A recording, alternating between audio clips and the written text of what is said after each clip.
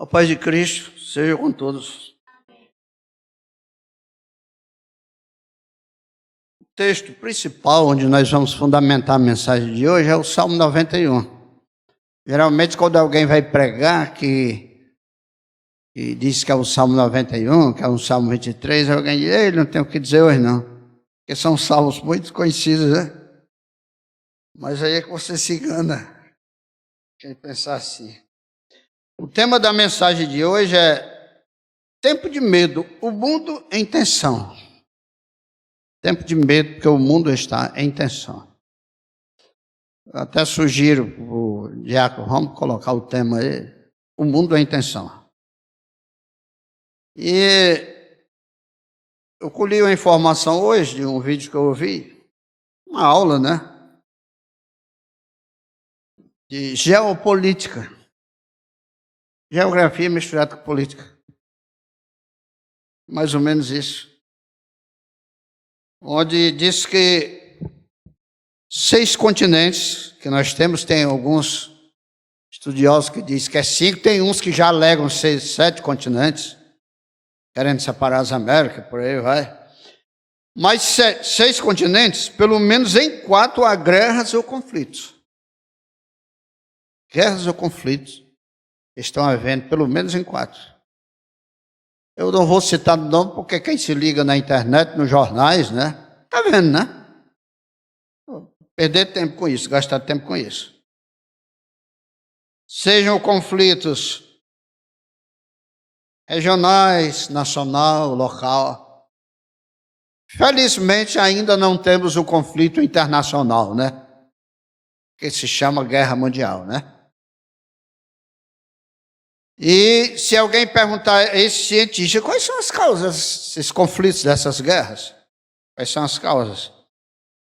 Os cientistas da geopolítica, eles vão dizer o seguinte, que é por causa de terra. Uma das causas, por causa de terra disputa, né? É por causa do petróleo. É por causa do urânio. É porque alguns estão fabricando a bomba atômica, eles vão fazer guerra para destruir lá o seu arsenal, as suas usinas, né? É por causa dessas coisas, etc. Mas será? Aí a gente pergunta, mas será que as guerras é por causa disso? Nós vamos ler um texto aqui antes do Salmo 91. Eu vou ler um texto que está lá em 2 Timóteo, capítulo 3, versículo 1 a 5. 2 Timóteo, capítulo 3, versículo 1 a 5. Aqui já vai dizer, dá uma boa pista porque que existe tanta guerra, tanto conflito. Você vai já matar a charada. Olha o que é que diz aqui. Sabe, porém, isto. 2 Timóteo 3, 1 a 5. Sabe, porém, isto, que nos últimos dias sobrevirão tempos trabalhosos. Os tempos hoje estão fáceis? São tempos difíceis. Tempos trabalhosos. E a palavra de Deus aqui está dizendo, nos últimos dias. As características do tempo hoje, dos fatos da sociedade que a gente tem, segundo a Bíblia, são características de últimos dias. Amém? Louvado seja Deus, misericórdia. Qual a resposta que vocês dão? Daria. Amém cabe. Misericórdia cabe, para quem não está preparado. E glória a Deus cabe, porque os últimos dias aqui, para a igreja serão, quando se diz os últimos dias aqui, na expectativa da igreja, significa que estão chegando os primeiros dias da mais perfeita felicidade, da glória eterna. Por isso que cabe glória a Deus. Agora, por que esses dias difíceis? Vai dizer aí, ó. Aqui eu encontrei 19 características dos homens nesse tempo difícil. 19 características. Nós vamos encontrar do versículo 2 até o 5. Porque haverá homens, o verbo haver não é no plural. Porque haverá homens amantes de si mesmos. Os homens sempre foram assim. Os homens sempre foram assim. Foram. Mas o que acontece é que tudo de ruim tem aumentado. Hoje os homens não são só amantes de si mesmos. Os homens hoje são mais amantes de si mesmos do que nunca. A questão está aí. Algum governante aí que não cessa a guerra de jeito nenhum e querendo tomar a terra dos outros, ele só está pensando nele, não está pensando em inocentes. Eu citei só um exemplo, tá? Como disse já no começo, tem vários focos de guerras e de conflitos. Pensando só nele, é um orgulho pessoal, que ninguém vai comer terra quando morrer. Ninguém vai levar terra nem nos olhos, como dizia aqui o cearense. A gente, quando morre, só leva a terra nos olhos, o cearense dizia assim. E nem cabe mais esse ditado, esse dito popular. Por quê? Ninguém leva mais terra nos olhos. Isso era no tempo que os pobres eram enterrados na terra, nu e cru. Nu e cru. Hoje em dia você fica no jazigo, não se leva terra nos olhos, né? Então, amantes de si próprio, avarentos, a segunda característica. Avareza é apego às coisas materiais, né? Presunçosos, soberbos. Vou ficar explicando, ninguém aqui é analfabeto, conhece a língua portuguesa, né? Soberbos, quem é que não sabe o que é o homem soberbo? Blasfemos. Se alguém não souber o que é blasfemo, quem zomba de Deus. E zombar de Deus, a gente não zomba de Deus só com palavras, não. Quem se coloca numa pompa de autoridade, querendo decidir os destinos da humanidade, está se colocando no lugar de Deus, isso é blasfêmia. Desobedientes a pais e mães. A sétima característica, ingratos. A oitava, profanos, sem afeto natural, sem amor, irreconciliáveis. Aqui lá o Papa se dirige a algum governante desse, a alguma nação dessa. O líder religioso mundial que sempre se dirige a esse povo é o Papa. Não adianta negar. Não é nenhum chefe maior, líder maior de igreja evangélica, é o Papa. E eles não estão nem aí. É irreconciliáveis. Caluniadores. Incontinentes. A pessoa incontinente é uma pessoa que não tem continência, né? Não respeita ninguém. Cruéis, sem amor para com os bons, hein? Foi bom, foi gente boa? Esses é que vamos acabar. O anticristo vai ter essa principal característica. O anticristo, quando surgir, ele vai travar uma guerra ferrenha contra aqueles que são de Deus. Isso faz parte da grande tribulação, né? Versículo 4. 15ª característica, traidores, obstinados, orgulhosos, mais amigos dos deleites do que amigos de Deus. Eu quero o que eu quero. Não quero o que Deus quer, não. Mais amigos dos deleites do que amigos de Deus. Eu não quero mais saber de igreja, não quero mais saber de oração, não quero mais saber de Bíblia, não quero mais saber de ir para o culto, não quero saber de evangelizar mais ninguém, não. Eu quero curtir o meu dinheiro. Eu quero curtir o que eu posso curtir. Mais amigo dos deleites do que de Deus. Isso daqui não está querendo dizer que a pessoa nunca pode ir para um lazer, não, viu? Nunca pode fazer um churrasco na sua casa, porque senão o dinheiro vai ser para quê, né? Não é isso que a gente está falando, não. É quem vive direto assim. Tendo aparência de piedade, mas negando a eficácia delas, deste afasta-se. Tem grandes líderes desses, que são de igreja cristã, viu? Que estão promovendo a guerra. De igreja cristã, onde o mundo é cristão. Porque tem nações dessas aí que a gente sabe que são muçulmanas, né? Aparência de piedade, mas negando a eficácia dela. Uma piedade que não leva a bom resultado algum. Então, isso aqui, é por causa disso aqui, que há guerra. Quantos foram? 19 características. São por causa desses 19 defeitos. Essas características são defeitos, né? Nenhum é qualidade, né? que existe guerra. Por que é que existe guerra entre as nações, guerras locais, regionais, nacionais? Estamos na iminência de um conflito mundial. Por que é que existe essa guerra fora de nós? Porque existe dentro de nós. Não adianta curar o homem por fora. Vai chegar um momento que vai haver. Está na Bíblia.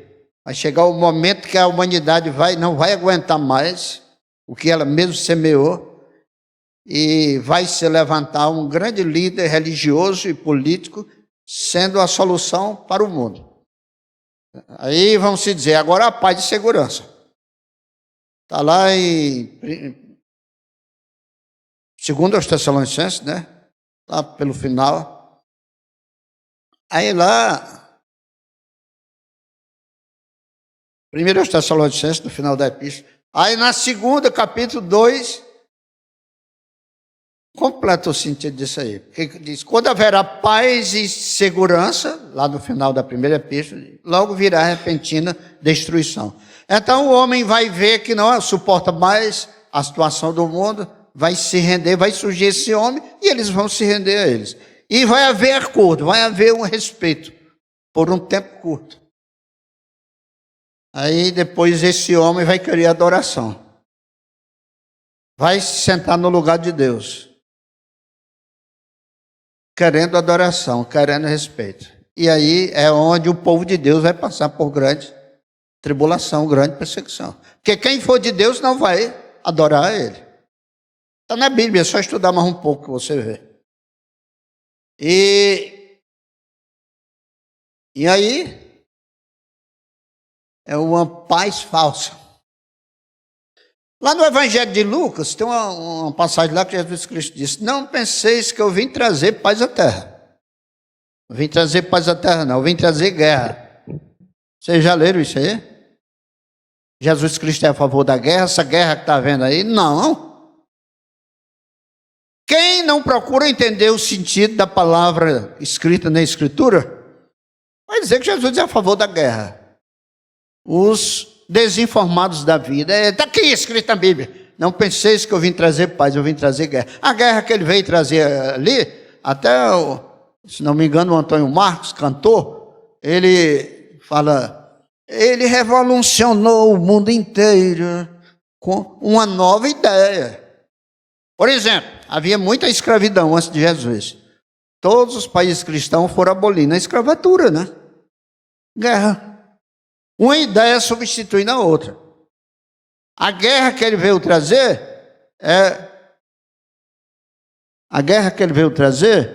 foi ele sendo paz contra a guerra. Ele sendo luz contra as trevas.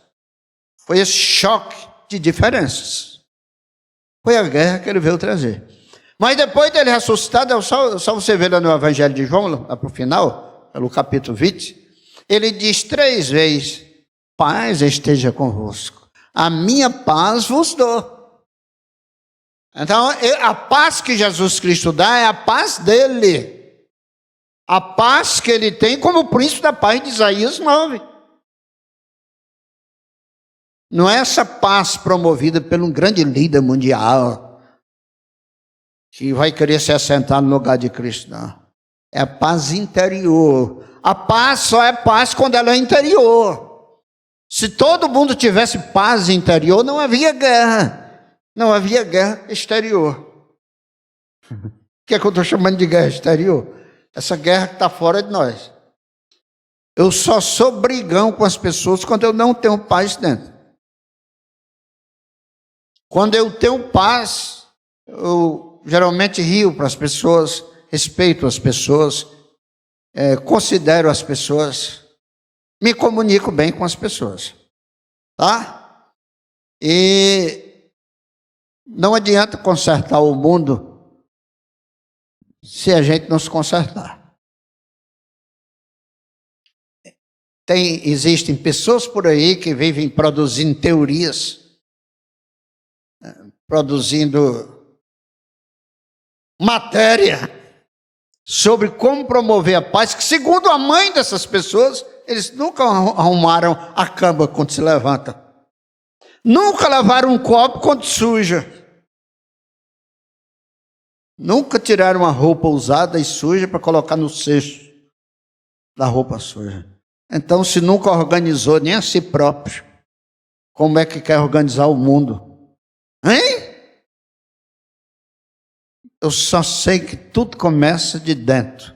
Falou Jesus. Falou Jesus. Bendito seja o Senhor. Então, irmãos, é lamentável a situação do mundo sem Deus, e se aproxima a grande provação do mundo que tem em Deus. Porque a igreja vem sendo gerada desde o Antigo Testamento. Deus trabalha para formar a igreja desde quando ele preparou o seu povo, criou um povo para desse povo sair o Messias, e que virou embrião com o nascimento de Jesus, e que vem se desenvolvendo e se formando através dos séculos da era cristã. Mas essa igreja só vai dar à luz filhos de Deus, para a glória de Deus, e filhos glorificados com a volta de Jesus. E antes que a mulher dê a luz, tem que passar pelas dores do parto. Era aí que eu queria chegar. E essas dores do parto chama-se grande tribulação. Porque durante toda a gestação, eu creio que tem mulher que sofre muito durante a gestação, né? Tem delas que até já disseram: rapaz, na minha gestação eu sofri mais do que no parto. Já aconteceu isso.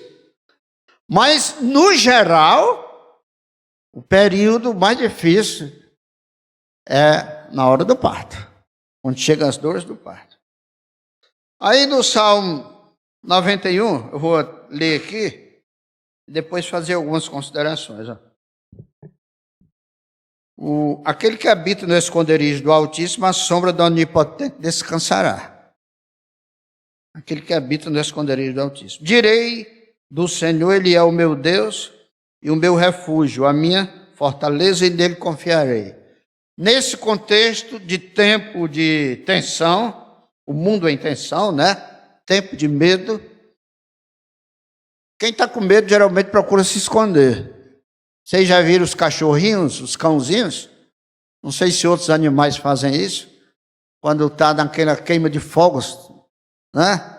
Eles ficam bem escondidinhos lá debaixo da cama, lá no cantinho. Faz a pena, né? E o ser humano é algo parecido. Quando a coisa aperta mesmo, ele quer se esconder. Mas a Bíblia vai dizer qual é o melhor esconderijo. Versículo 3. Porque ele te livrará do laço do passarinheiro e da peste perniciosa. Ele te cobrirá com as suas penas e debaixo das suas asas estará seguro. A sua verdade é escudo e broquel. Não temerás espanto noturno, ou seta que voe ao meio-dia. Nem peste que anda na escuridão, nem mortandade que assola ao meio-dia. Eu peguei o meio-dia e levei para o versículo anterior, né? 1000 cairão ao teu lado, 10.000 à tua direita, mas tu não serás atingido. Somente com os teus olhos olharás e verás a recompensa dos ímpios. Pois tu, ó Senhor, és o meu refúgio, o Altíssimo é a tua habitação. Nenhum mal te sucederá, nem praga alguma chegará à tua tenda. Porque a seus anjos dará ordem a teu respeito, para te guardarem em todos os teus caminhos. Eles te sustentarão nas suas mãos, para que não tropeces com o teu pé em pedra. Pisarás o leão e a áspide, calcarás aos pés do filho do leão e a serpente. Pois que tão encarecidamente me amou, também eu o livrarei, pô-lo-ei no alto retiro, porque conheceu o meu nome. Ele me invocará e eu lhe responderei. Estarei com ele na angústia, livrá-lo-ei e o glorificarei. Dar-lhe a abundância de dias e lhe mostrarei a minha salvação. Bendito seja o Senhor. Bem, as ideias que nós trouxemos aí do Salmo 91 foi o seguinte. É o seguinte, ó. O medo tem uma causa que o determina. Quem vai procurar se esconder no esconderijo do Altíssimo é quem está com medo. Quem está aqui no Ceará, aqui no Brasil, não está com muito medo. Mas quem está lá no Oriente Médio está com muito medo. Quem está no Oriente, no leste da Europa, está com muito medo. Quem está no Oriente Médio está com muito medo. Nós aqui não estamos muito. Mas esse medo poderá chegar a nós. Porque Deus tem a misericórdia deles e tem também misericórdia de nós. Então o medo tem uma causa que o determina. Nesse caso é a guerra, né? A causa que gera o medo muitas vezes impulsiona o atingido a se esconder. Se esconder. Hoje temos uma causa que está assolando o mundo, já foi dito. Vejamos então o seguinte: o homem pecou e tentou esconder-se do Senhor. O homem pecou e tentou esconder-se do Senhor. Está lá no Gênesis. Ele fez certo? Não. O Salmo 91 orienta o homem que pecou, todos pecaram, a esconder-se no Senhor. Certo? No perigo, devemos o quê? Vamos arrematar aqui essa primeira parte. No perigo, devemos esconder. No perigo ou no pecado? Devemos nos esconder do Senhor? Não. No perigo ou no pecado, devemos nos esconder no Senhor. Nunca do Senhor, mas sim do Senhor. Um tempo eu trabalhei com um rapaz que ele tinha uma menina e um menino. Tinha um casalzinho, né? E a menina era muito sapeca e ele disse que dava castigozinho nela, né? Tapinha, né? Chineladinha. E ele disse que quando ia castigar a menina, quando castigava a menina corria para os braços dele com toda a força. Tem menino que quando o pai vai castigar, ele corre, né? Para esconder, vai para longe, né? A menina vinha para os braços dele. Aí eu fiquei olhando para ele, eu andava longe de ser pai nesse tempo, né? Faltavam alguns anos. E eu disse, eu não sou pai não, mas eu estou achando isso interessante. O jeito dessa tua menina. Estranho é quem corre fugindo do pai na hora de ser castigado. Ele eu digo Porque aí eu já citava a Bíblia, né? Eu digo, porque Adão, quando pecou, tentou se esconder, se afastar do Senhor. E Deus o achou. Então, quando a gente estiver no medo ou no pecado, e os castigos vêm, as provações, as tribulações, a gente não se esconda do Senhor. Corra para os braços do Senhor. Esse é o sentido do versículo 1 do Salmo 91. Aquele que habita no esconderijo do Altíssimo, a sombra do Onipotente descansará. A gente lê um salmo desse, diz, é muito simples, aí não tem o que explicar não, não tem o que entender não. Você que pensa que não tem o que entender. Cada versículo desse é muito profundo, é profundíssimo. E cabe a gente meditar, parar, interpretar, aplicar as nossas vidas. Só assim a palavra de Deus nos edifica.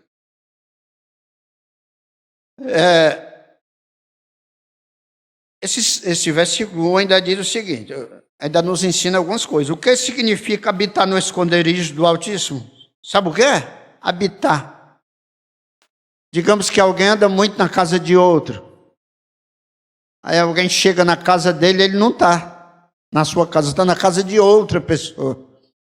Aí alguém diz desse jeito, cadê o fulano? Diz, está lá na casa do fulano. Tu sabe que ele mora lá. Ele não mora lá. Mas devido a estar muito lá, alguém ironizando disse, você sabe que ele mora lá. Isso é que significa também habitar no esconderijo do Altíssimo. É estar sempre no esconderijo do Altíssimo. Está sempre se escondendo no Senhor e não do Senhor. Está constantemente, ficar no Senhor. Aí o que é o esconderijo do Altíssimo? É Ele próprio, é o Senhor. O esconderijo do Altíssimo não é o Senhor está aqui, o esconderijo dele é isso aí. Não. O Senhor está aqui e o esconderijo é Ele mesmo. O esconderijo do Senhor não é nada diferente do Senhor. É o próprio Senhor. Habitar no esconderijo do Altíssimo e estar sempre nele. Ponto final. Para quem o Senhor preparou esse esconderijo? Para o cansado e portador do medo.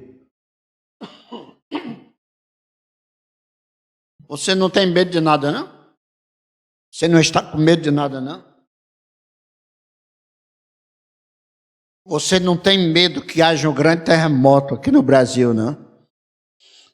Eu não sei se foi canal sensacionalista. Os canais sensacionalistas no YouTube, às vezes mentem. Mas um canal aí estava apresentando. Será um sinal de Deus? Diz que enquanto o Irã estava atacando Israel esses dias, houve um terremoto no Irã. Então, em qualquer parte do mundo pode haver um terremoto grande. Você não teme, de repente, o céu se abrir, uma luz imensa aparecer, os céus serem invadidos por seres celestiais e a terra se tremer como um cordeirinho, um bocado de cordeirinho correndo, carneiro peludo, que não foram tosquiados. É um negócio bonito, chega treme. O monte Horebe, o monte Sinai, lá no deserto do Sinai, tremeu quando Deus veio deixar os 10 mandamentos. E a Bíblia diz que a terra toda, não só o monte lá, vai tremer com a volta de Jesus. Você não teme isso, não? Pensa que isso é coisa pequena. Você consegue mentalizar? Qual é a solução? Qual é a solução? Eu trouxe aqui a meditação do Salmo 91, porque é uma solução para essa situação de um mundo em tensão. Entendeu? Quem estiver preparado espiritualmente pela fé, não vai ser abalado. Então ele criou esse esconderijo para o cansado e o portador do medo. E o resultado da atitude daquele que, estando com medo ou cansado, lança-se no esconderijo do Senhor, é que a sombra do Onipotente descansará. A sombra do Onipotente descansará.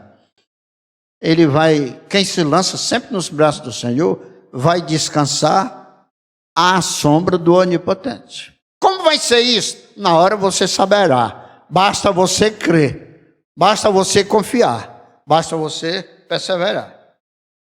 Não vou ler todos os versículos, não vou falar sobre todos os versículos, não. Vamos falar agora sobre o 7. O versículo 7, que diz assim, ó. 1000 cairão ao teu lado, 10.000 à tua direita, mas tu não serás atingido. Viu? 1000 cairão ao teu lado, 10.000 à tua direita, mas tu não serás atingido. Olha, um tempo aí, se andou falando, o povo parou mais com isso. Naquela teoria aí, aquele ensino que tinha aí do crente blindado, né? Um carro blindado, todo mundo sabe o que é. É colocado alguma coisa, eu não entendo de carro, mas é colocado algum material no carro que as balas não atravessam, né? É isso aí. Então a teoria do crente blindado, não é isso que o Salmo 91, versículo 7 está ensinando, não. Tá? Não é isso que está ensinando. Deus é Deus, independente do que acontece conosco. 1000 cairão ao teu lado, 10.000 à tua direita, mas contigo não acontecerá mal algum. É porque tudo que acontecer com um salvo vai ser para o seu bem. Está lá em Romanos 8, lá no versículo 28. Tudo coopera para o bem daqueles que amam a Deus. Tudo. Até uma enfermidade, até um desemprego, até um grande problema na família. Muitas vezes até um acidente. Deus sabe de tudo. Tem gente que vive servindo a Deus, mas ia se desviar se Deus não tivesse deixado ele se acidentar. Ele se acidentou, ficou deficiente e, estando limitado para o pecado, não se desviou, dedicou o seu tempo como um deficiente, como um debilitado, à meditação da palavra de Deus e salvou. Então tudo coopera para o bem daqueles que amam a Deus. Importa para Deus que a nossa alma seja salva, a nossa fé seja poupada, a nossa esperança não desfaleça.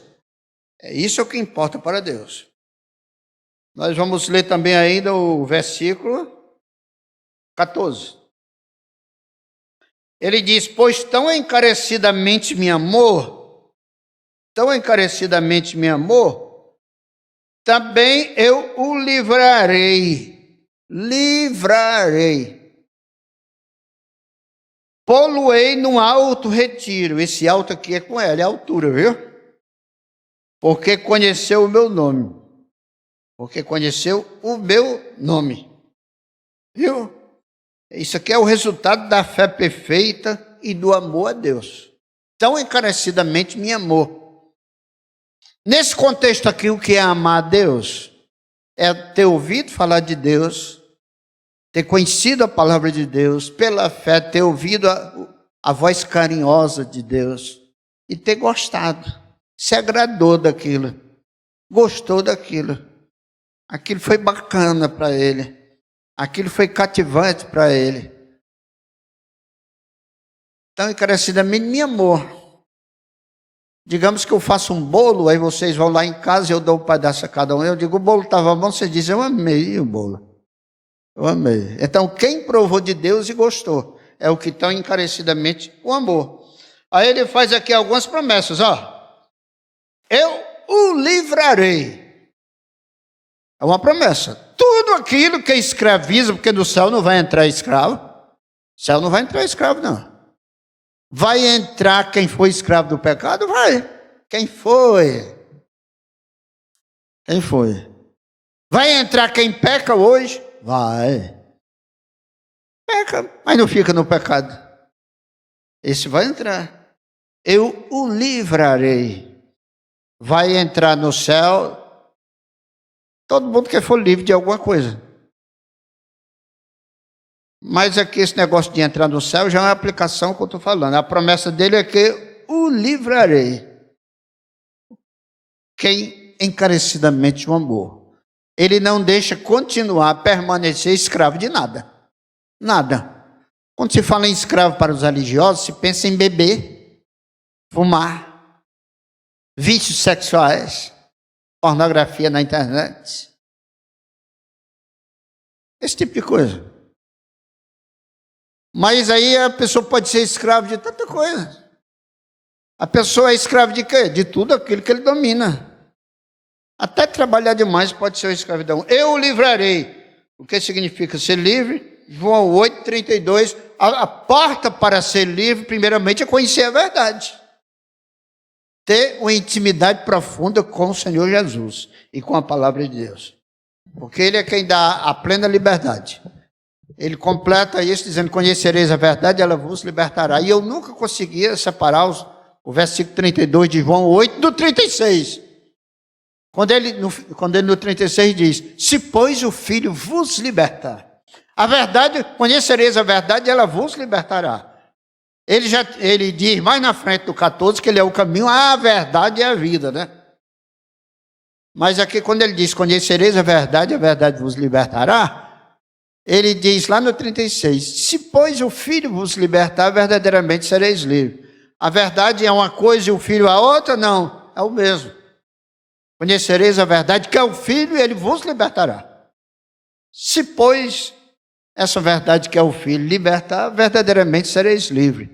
Nós só somos livres quando o Filho nos liberta. Bendito seja o Senhor. Aí a outra promessa, ele diz, pô-lo-ei num alto retiro. Mesmo que Jesus está dizendo para nós, sabe o quê? Ei, vocês gostaram daquela vigília? Vocês gostaram daquele retiro? Você gostou daquela consagração naquele domingo de manhã? Tudo isso já teve aqui, né? Em todas as igrejas já teve. Cada igreja tem as suas épocas, né? Mas eu pô-lo-ei no alto retiro.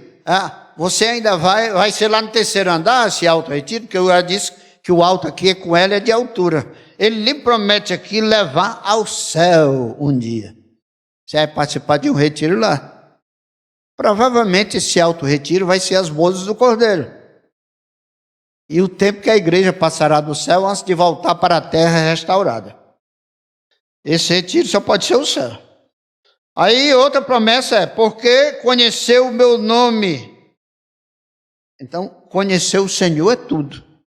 Conhecer o nome do Senhor. Conhecer o nome do Senhor não é saber se é Elohim, se é Jeová, se é o Shaddai, se é Yahvé, se é Javé. Conhecer o nome do Senhor não é isso aí não. Não é mesmo o nome do Senhor.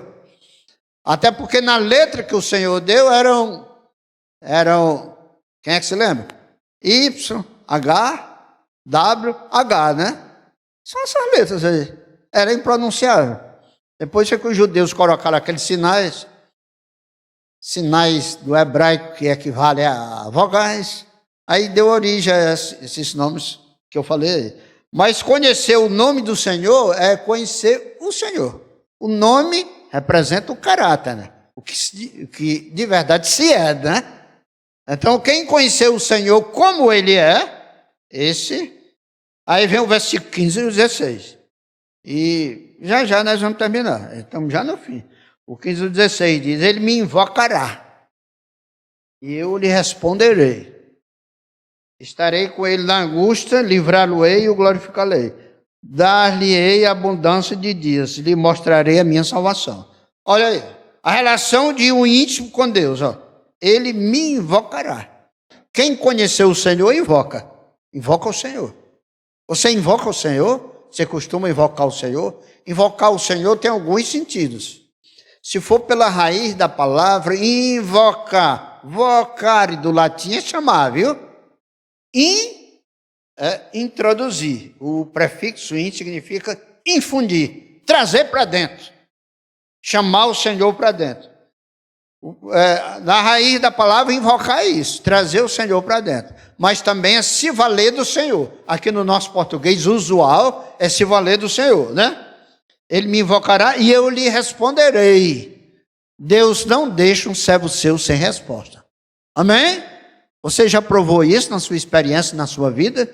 Quando você invoca, Deus lhe responde. Irmãos, para a honra e glória de Deus, eu testemunho de mim mesmo.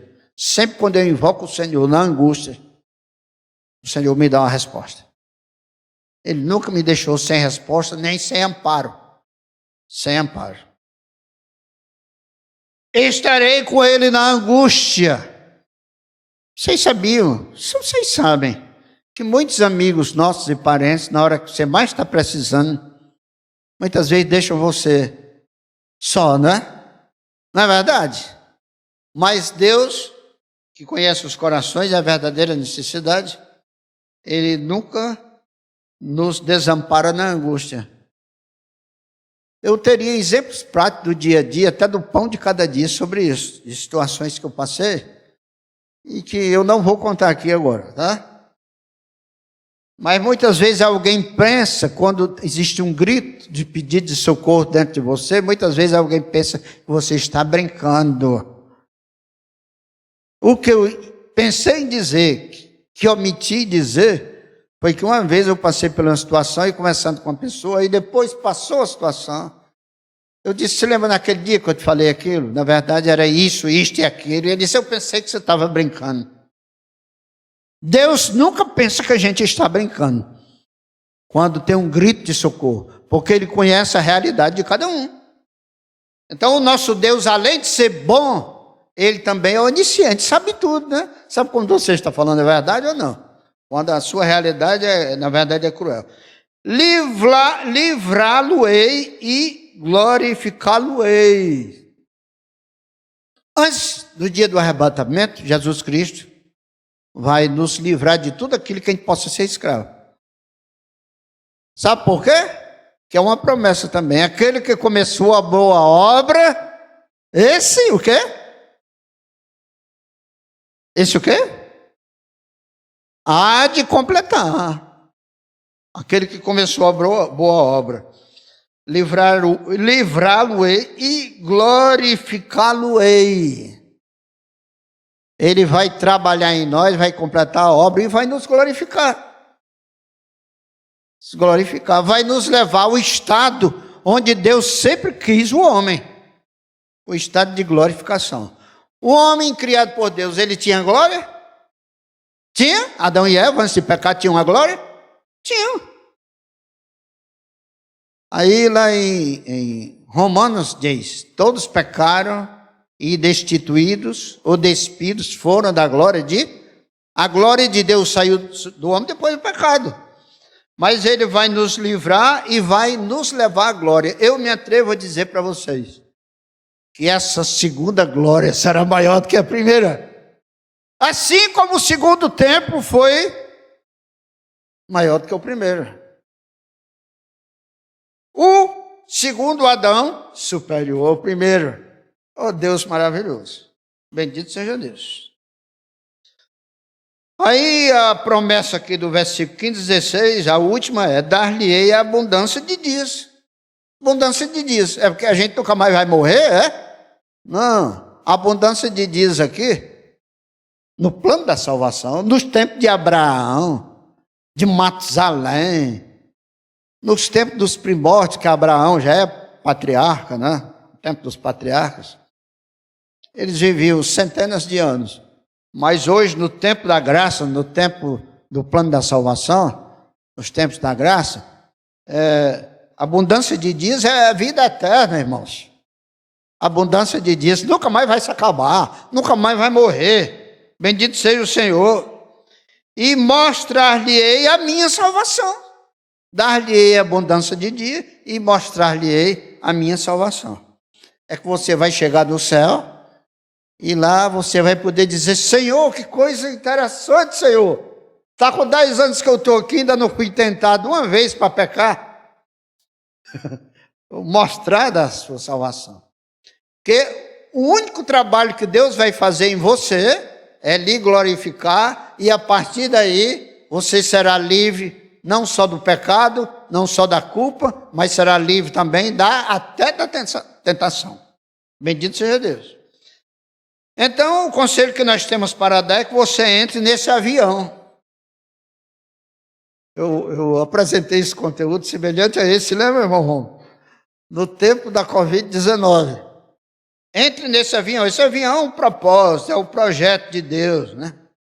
Entre nesse avião para esse voo. Se já entrou, se já vai, não se preocupe com as turbulências, pois o Senhor é o nosso piloto. Amém? Se um avião começar uma turbulência e passar meia hora em turbulência, cada vez aumentando mais, ele corre o perigo de cair. Mas não se preocupe, que quando a turbulência da humanidade, e pela qual a igreja vai passar também, aumentar, e cada vez aumentar mais, o que vai acontecer com o Senhor é o piloto, e aí ele vai nos livrar de toda e de qualquer turbulência, para todo sempre. Amém? Então, que Deus em Cristo nos abençoe, nos guarde de todo mal, nos mantenha acesos, a fé, a esperança e o amor, nessa caminhada que se chama Jesus Cristo.